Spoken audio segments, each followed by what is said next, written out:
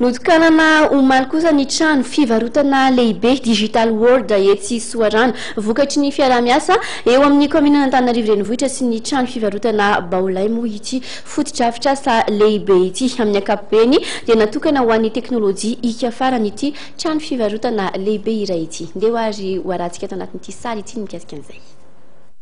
Tao anaty lanonana no nanokafana ny trano fivarotana lehibe Digital World etsy Soarano ito lokandreo. Tonga namne voninahitra ty lanonana ity ny solitena filohan'ny délégation manokany tanàna Antananarivo renivohitra Andriamatoa Ratsarazaka sady médiateur de la ville ny Masivosino Andriamatoa Shen Yang Xiang ary ny tale général ny trano fivarotana Baolay eto Madagasikara Andriamatoa Ren Yuji sady mpandrara angady nananana zoviana hitana izao fotodrafitrasa lehibe izao.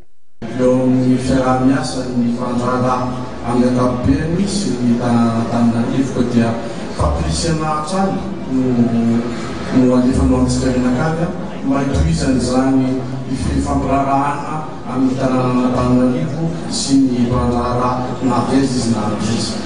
Tafiditra indrindra ao anatin'ny fanamafisana ny fiaramiasa eo amin'ny Madagasikara sy ny Repoblika etim-bahoakan'ny Chine indrindra eo amin'ny sehatry ny varitra izao fanokafana fotodrafitrasa izao hoy kosa ny tale généralin'ny Baolay. Tafiditra ihany koa ao anatin'ny politika ny CUA dia ny fanatsarana ny tanàna ary fototry ny famoronana asa ihany koa. Manana rihana efatra ny Digital World etsy Soarano ary misy box misa 720 isaky ny rihana. Ny teknôlôjika farany kosa no tena mba toerana ao aminy.